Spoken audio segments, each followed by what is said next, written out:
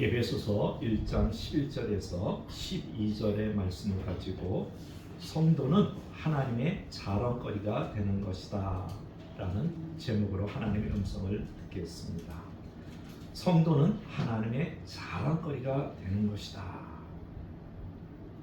성경에 보면 두 가지 패턴이 발견될 때가 있습니다. 어떤 거는 여러분이 다윗 그러면 누구를 생각합니까? 요나단. 다윗 그러면 요나단 또 이렇게 생각하시는 분도 있겠지만 다윗 그러면 그 아버지는 별로 유명하지 않아요. 그죠? 그 아버지는 누구예요? 이세. 예? 이세. 그렇죠. 근데 별로 유명하지 않잖아요. 근데 그의 할아버지는 오벳. 그의 할머니는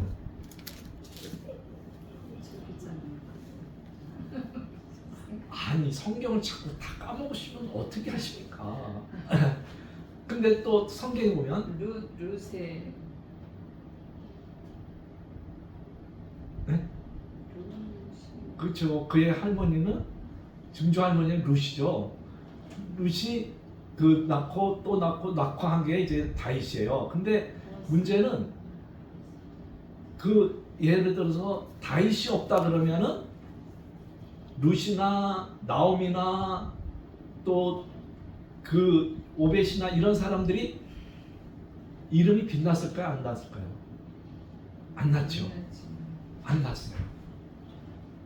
마찬가지로 하나님의 이름이 빛날라 그러면 누가 빛나야 되냐면 하나님의 성도인 우리가 빛이 날 때 하나님의 이름이 빛나는데 우리가 빛의 역할을 못하고 소금의 역할을 못하면은 요거도 먹는 거 누가 요거도 먹어요?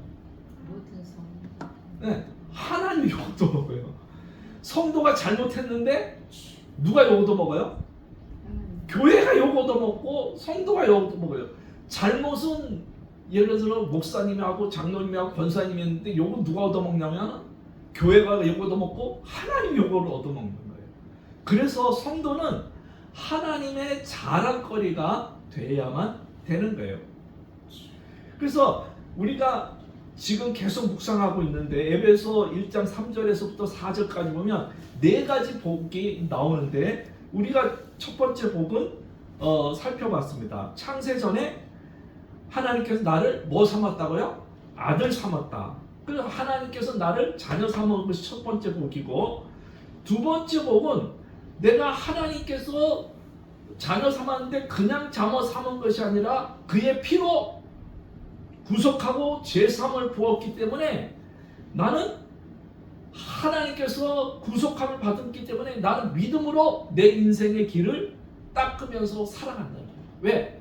내가 나를 통해서 많은 사람이 어떻게 하기 위해서 주께로 돌아오는 통로가 되기 위해서 나는 내 삶을 믿음으로 닦아나가겠다는 거예요. 그 다음에 오늘 세 번째 복은 뭐냐 그러면 엄청난 건데 바로 하나님께서 우리를 기업 삼으셨다라는 거예요. 하나님께서 우리를 기업 삼으셨다. 그래서 시편의 기자 보면 자식은 여호와의 주신 뭐요? 기업이요. 태의 열매는 그의 상급이다. 그 부모의 가장 소중한 재산은 뭐냐면 자녀예요. 자녀. 하나님의 가장 소중한 자산은 건물이 아니라 바로 우리 이집사님, 문집사님이나 저 같은 사람이 하나님의 가장 중요한 재산이에요. 왜? 자기 아들을 희생하면서 자녀 삼았고 그 모든 것을 대가를 치르면서 나를 자녀 삼았기 때문에 누구보다도 마귀에게 사탄에게 빼앗기지 않고 죄에 오염되지 않게 하기 위해서 하나님은 나를 굉장히 소중한 재산으로 여기고 있는 거예요. 근데 가끔 자녀 중에 어긋난 자녀가 있듯이 성도 중에서도 이 하나님의 사랑을 빗나가게 하는 사람이 있어요. 그 대표적인 사람이 발람 이런 사람들. 여러분 여러분은 하나님의 기업이 되셨습니다. 이 기업은 굉장히 중요한데 하나님의 뜻대로 여러분이 기업이 되셨다는 거예요. 그래서 여러분이 하나님의 기업이 된 목적이 딱 하나 있어요. 그 목적이 무엇인지를 저와 여러분이 깨달아야만 우리가 신앙생활을 할 때 하나님의 영광을 드러낼 수가 있게 되는 것입니다. 이 기업이라는 헬라어 단어는 클레로스인데 하나님께서 예정하고 목적을 가지고 딱 너는 내 기업이야 딱 선포하는 겁니다. 그렇기 때문에 저와 여러분은 하나님의 중요한 기업이기 때문에 그렇습니다. 여러분 우리가 가끔 뭐 이런 말 하면 좀 그렇지만은 대기업에 다니는 사람들 보면 대기업의 브랜드에 가치가 있습니다. 또 좋은 대학교 다니는 사람들은 좋은 대학교 가치가 있습니다. 뭐 우리나라는 좀 덜한데 저는 미국을 안 가봤지만 가끔 그 하버드 대학교 뭐 이런 유명한 대학교들은 자녀들이 그 대학교 다니면 차에다가 하버드 마크 뭐 유명한 마크를 다 이렇게 치고 다닌대요. 왜? 내 아들이 여기 다닌다. 그러니까 내가 다니는 것보다도 내 자녀가 거기 다니는 것이 더 자랑스러운 거예요. 저도 이제 우리 막내 성문현 집사님 때는 등록금을 내러 은행에 안 갔는데 한 번 딱 입학할 때 그때 한 번 가고는 안 갔는데 우리 큰애 때는 4년 동안에 그 몇 번 등록금을 이제 내러 갑니다. 많은 금액은 아니고 조금 등록금 내러 가면은 내가 돈을 내면 은행 직원이 쳐다봐요. 쳐다보면서 아드님이 좋은 대학교 다니네요. 등록금 내면 이렇게 그 대학이 딱 찍히고 금액 얼마 내는 거 딱 보면은 은행 갈 때마다 그 1년에 한두 번 가는 데마다 창구가 다 바뀌잖아요. 아가씨들이 꼭 저를 쳐다보고 좋으시겠습니다. 좋으시겠습니다. 이런 거를 이제 하는 거예요. 그만큼 자식이 그렇게 하니까는 뿌듯하고 또 그렇더라는 거죠. 여러분 하나님께서 여러분을 자녀 삼았는데 그건 다른 게 아니에요. 바로 12절에 있어요. 우리 한번 같이 읽어봅시다. 이는 그리스도 안에서 전부터 바라던 건데 우리로 하여금 뭐예요? 그의 영광의 찬송이 되게 하려 하시죠. 이게 중요해요. 그의 영광의 찬송이 되게 하려 하시니라. 여러분 하나님께서 저와 여러분을 자녀를 삼은 것은 하나님의 영광의 찬송을 드러내게 하려는 거예요. 그래서 성도는 하나님 거의 자랑거리가 되어야만 되는 것이에요. 여러분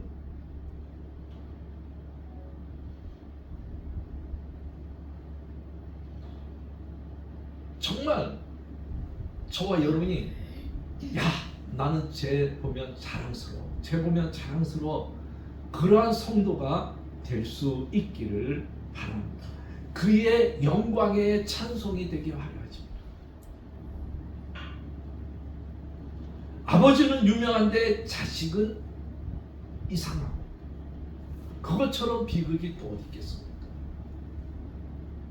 비록 아버지는 노동자지만은 자식이 빛났을 때 그 아버지가 더 빛나는 것입니다.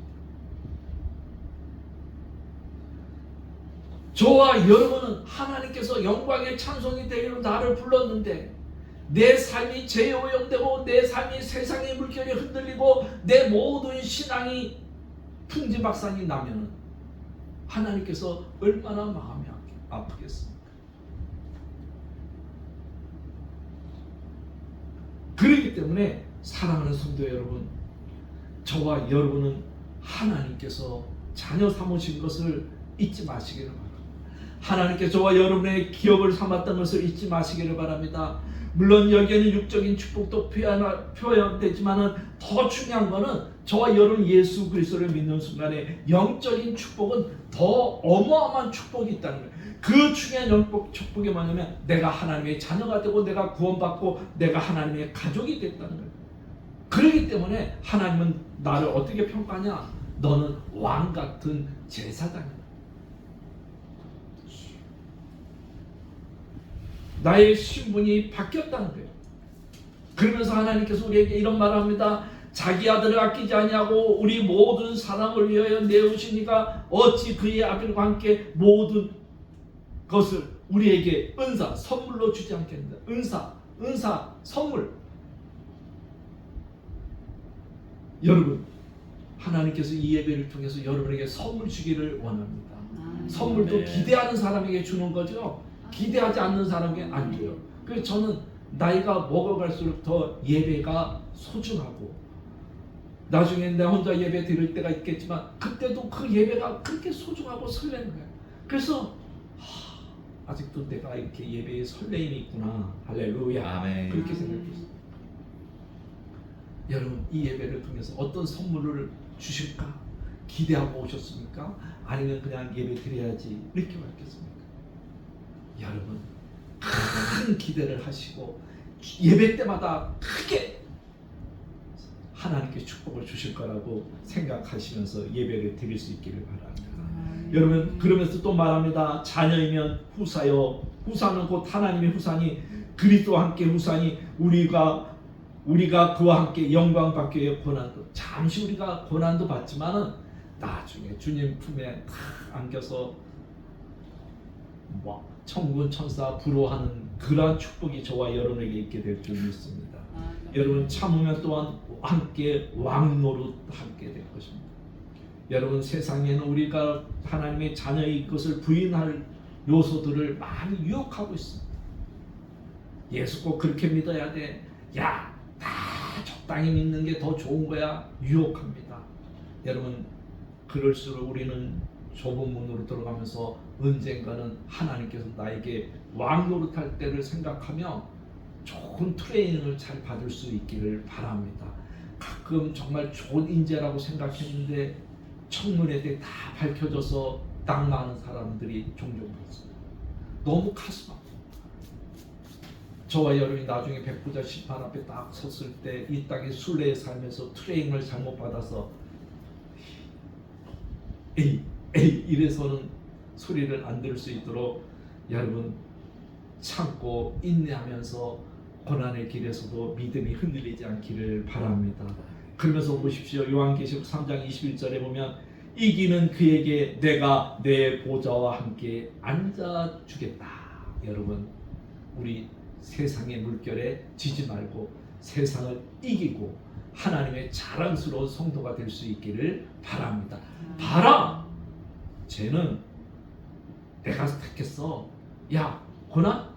쟤한테 아무것도 아니야. 쟤는 모든 것을 이겼어. 이기는 그에게 내가 함께 보좌에 앉게 해주겠다. 이 약속을 믿고 흔들림 없이 주의 길을 갈 수 있기를 바랍니다. 성경은 말합니다. 그리스도 예수 안에 경건하게 살고자 하는 자는 핍박을 받는다고 말합니다. 우리를 거듭나게 하신 산소막이 있게 하고 썩지 않냐고 더럽히지 않고 쇠하지 않은 기업이 저와 여러분에게 있다는 것입니다. 믿음으로 하나님의 능력이 저와 여러분의 삶을 보호해 줄 것을 믿을 수 있기를 바랍니다. 여러분이 하나님의 성령이 전인 것을 잊지 마시기를 바랍니다. 피로 몸된 그 육체를 여러분이 죄에 오염되지 않기를 바랍니다. 그런즉 우리의 몸으로 하나님께 영광 돌릴 수 있기를 주님의 이름으로 축복을 드립니다.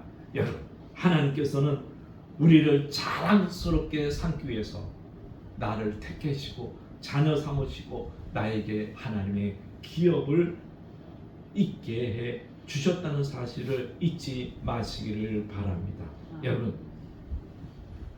그래서 하나님의 백성인 우리는 하나님의 영광의 찬송이 되기 위해서 살아가야만 되는 것입니다. 여러분이 잘 알고 있는 소요리 문답 제1문에 보면은 이런 것이 있습니다. 인생의 목적이 하나님을 즐거워하고 기뻐하는 것이다. 그 이유가 있는데 우리로 그의 영광의 찬송이 되게 하려 하십니다. 인생의 목적은 하나님을 즐겁고 기쁘게 하는 거예요. 그런데 왜 그러냐? 우리로 하여금 그의 영광의 찬송이 되게 하려 한다는 거예요. 하나님은 우리의 가장 중요한 자산을 건물로 평가하지 않고 여러분 한 사람 한 사람을 가장 중요한 자산으로 평가하고 있습니다. 그래서 오직 너희는 택하신 족속이요 왕같은 제사장이요 거룩한 나라 소유된 백성이라고 말하고 있는 거예요. 여러분을 통해서 하나님의 이름이 빛나고 여러분을 통해서 하나님의 그 영광이 열방에 비칠 수 있기를 주님의 이름으로 축복을 드립니다.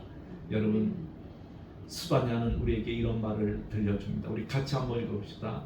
너희 하나님 여호와가 너희 가운데 계시니 그는 구원을 베푸실 전능자이시라. 그가 너로 인하여 기쁨을 이기지 못하시며 그가 너로 인하여 기쁨을 이기지 못할 정도로 자랑스러운 성도, 하나님의 이름을 빛나게 하는 성도가 될 수 있기를 바랍니다. 아멘. 여러분, 글쎄 여러분만 보면 하나님께서 그냥 입 맞춰 주고 싶고, 그냥 여러분만 보면은 안아주고 싶고, 여러분만 막 축복해 주고 싶은 그러한 빛나는 성도가 될 수 있기를 바랍니다. 그것은 잘해서 그런 게 아니에요.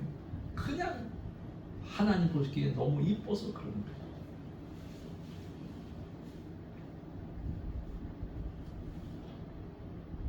우리 이집사님도 손자 손녀가 있지만 손자 손녀가 뭐 이집사님한테 뭘 많이 해주겠어요. 그래도 그냥 기뻐하시고 좋아하시잖아요. 뭐 걔네들 뭐 특별히 뭐 할머니한테 뭘 해주겠어요. 근데도 그냥 안마도 해주고 기만 쓰지. 그게 큰 건 아니지만은 그게 한 쪼물락쪼물락 하는 그 손이 그냥 집사님에게 뭐가 되는 거예요? 기쁨이 되고 힘이 되고 별거 아닌데 그게 그렇게 되는 것처럼 하나님이 큰 일에서 우리를 기뻐하는 게 아니에요. 그냥 어떤 사람은 예배드리고 어떤 사람은 기도하고 어떤 사람은 자기 달란트대로 전도하고 또 저 같은 사람은 그냥 말씀 묵상하고 이것만 해도 하나님께서 기뻐하는 거예요. 자기 은사대로 그냥 못하는 사람은 목사님 저는 전도도 못해요, 기도도 못해요, 아무것도 못해요. 그러는 사람은 교회 앞에서 예배만 잘 드려도 하나님이 그 예배를 통해서 그 기도를 통해서 응답받는 거예요. 저는 정말 그 D.L. 무디의 그 책을 읽으면서 지금도 그 스토리 내용은 다 까먹었는데 스토리가 잊혀지지 않는 게 있어요. 그건 뭐냐면 D.L. 무디 목사님이 성경 그 목사는 아닌데 자꾸 목사라는 것이 입에 이제 붙었는데 D.L. 무디는 목사가 아니에요. 목사 안수 받지 않고 그냥 전도자예요. 근데 그분이 영국의 복음 집회를 이제 갔어요. 복음 집회 갔는데 A라는 곳에 집회하는데 뜻하지 않게 B라는 곳에서도 또 집회를 하게 됐어요. 정말 스케줄이 없던 집회예요. 그래서 왜 여기 가서 복음을 전하지? 그러고 거기서 복음을 전했어요. 근데 거기서 복음 전하다가 한 자매가 자기 동생한테 와서 야 오늘 우리 교회에 D.L. 무디가 와서 복음을 전했다. 그런 거예요. 그럼 왜 여기서 전해? 근데 그 자매의 동생이 전신마비로 누워있는. 근데 하나님 우리 교회에 D.L. 무디가 와서 설교해 줬으면 좋겠습니다. 그렇게 기도를 꾸준히 했다는 거예요. 나는 그 스토리가 지금도 있어. 그분은 아무것도 할 수, 예배를 갈 수가 없어. 근데 침상에서 듣는 거는 있으니까 D.L. 무디가 우리 교회 와서 설교 한번 했으면 좋겠다. 그렇게 기도했다는 거예요. 여러분, 그게 하나님은 그런 기도도 다 듣고 계시는 거예요. 얼마나 자랑거리겠어요, 하나님께서. 스타가 됐으면은 하나님께서 자랑스러워하잖아요. 저기 골방에서 그렇게 누워서 하나님 우리 교회 D.L. 무디가 와서 복음 전했으면 좋겠다. 그 기도를 하나님께 듣고 원치 않고 스케줄도 없는데 거기 가서 복음을 전했다는 거예요.